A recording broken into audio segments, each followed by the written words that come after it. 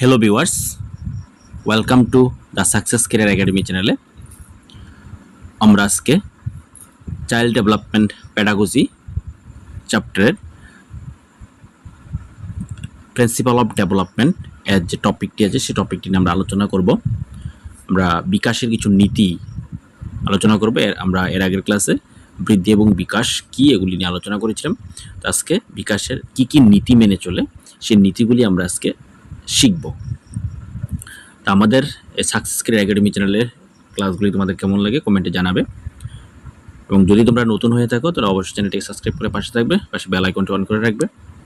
এবং আমাদের প্রাইমারি ট্যাটের যে সাবজেক্টগুলি আছে সিডিপি, ম্যাথমেটিক্স, ইভিএস, বেঙ্গলি, এই সমস্ত সাবজেক্টের ক্লাসগুলি তোমরা পেয়ে যাবে দ্য সাকসেস ক্যারিয়ার একাডেমি চ্যানেলে। তার জন্য অবশ্যই চ্যানেলটিকে সাবস্ক্রাইব করে পাশে থাকবে।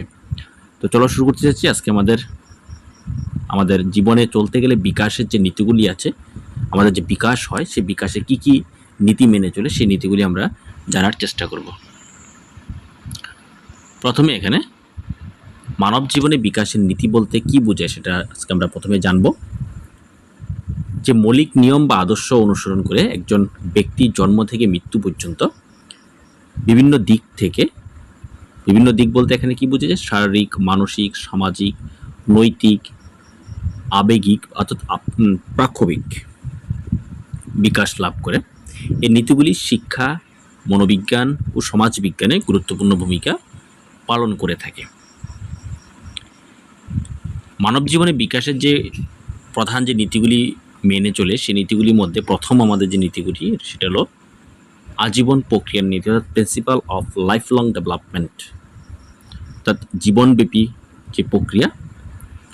মানব জীবনের বিকাশ জন্ম থেকে মৃত্যু পর্যন্ত চলতে থাকে, কোনো সময় এটা থামে না, কন্টিনিউ প্রসেস। এটা প্রতিটি বয়সে নতুন নতুন দক্ষতা ও আচরণ গড়ে ওঠে। এটা হলো আমাদের প্রথম যে বিকাশের নীতি। দ্বিতীয় যে নীতিটি আছে বহুমাত্রিকতার নীতি, অর্থাৎ প্রিন্সিপাল অফ মাল্টি ডাইমেনশনালিটি।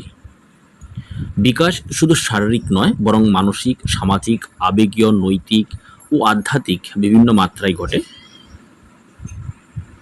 তারপরে ধারাবাহিকতা ও পর্যায়ক্রমিকতার নীতি, principle of sequential and continuous development.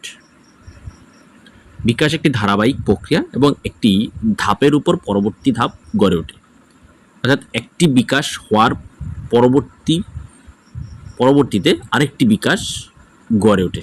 সেটাই বলেছে বিকাশ একটি ধারাবাহিক প্রক্রিয়া এবং একটি ধাপের উপর পরবর্তী ধাপ গড়ে ওঠে, অর্থাৎ বিকাশ একটির সাথে কিন্তু আরেকটি বিকাশ সম্পর্ক থাকে। একটি বিকাশ হয়ে গেলেই সেটার সাথে সম্পর্কিত পরবর্তী আরেকটি বিকাশ ঘটবে। যেমন শিশু আগে হাঁটে তারপরে দৌড়ায়, তাহলে শিশু যদি দৌড়ায়, শুধু দৌড়ানোর আগে কিন্তু আগে হাঁটাটা শিখতে হবে শিশুকে। তো শিশু যদি হাঁটতে পারে তাইলে শিশু তারপরে পরবর্তী সময় দৌড়াতে পারবে। তাহলে এই হাঁটার সাথে কিন্তু দৌড়ানোর সম্পর্কটা রয়ে গেছে। যদি হাঁটতে না পারে তাহলে কিন্তু শিশু দৌড়াতে পারবে না। তারপরে হচ্ছে ব্যক্তিভেদে পার্থক্যের নীতি, প্রিন্সিপাল অফ ইন্ডিভিজুয়াল ডিফারেন্সেস। প্রতিটি মানুষ আলাদা, তাদের বিকাশের গতি, আগ্রহ, পদ্ধতিও ভিন্ন। কারোর বিকাশ দ্রুত, আবার কারো ধীরে। আমরা দেখতে পাই, প্রায় সময় দেখতে পাই কেউ হয়তো বা খুব তাড়াতাড়ি একটা জিনিস আয়ত্ত করতে পারছে বা তাড়াতাড়ি কোনো একটা জিনিস করতে পারছে, কিন্তু আরেকজন মানুষ আমরা দেখতে পাচ্ছি যে খুব ধীরে ধীরে কোনো কিছু শিখতে পারছে এবং কোনো কিছু করতে পারছে, খুব ধীরে ধীরে পারছে। তো এটা হলো প্রত্যেকটা মানুষ ভেদে এটা কিন্তু আলাদা আলাদা হতে পারে। তাই বিকাশের গতি, এটাই বলেছে যে বিকাশের গতি প্রত্যেকের ক্ষেত্রে একই রকম নাও হতে পারে। কারোর ক্ষেত্রে খুব তাড়াতাড়ি বিকাশ ঘটতে পারে, আবার কারোর ক্ষেত্রে ধীরে ধীরে বিকাশ ঘটবে। তারপরে আছে পরিবেশ ও উত্তরাধিকার, নেচার অ্যান্ড নার্চার। বিকাশে দুটি উপাদান গুরুত্বপূর্ণ, খুবই ইম্পর্টেন্ট। বিকাশের দুটি উপাদান গুরুত্বপূর্ণ। এখানে কোন দুটি উপাদান? একটা হলো জন্মগত বৈশিষ্ট্য, যেটাকে নেচার বলে, অর্থাৎ বংশগত গুণাবলী।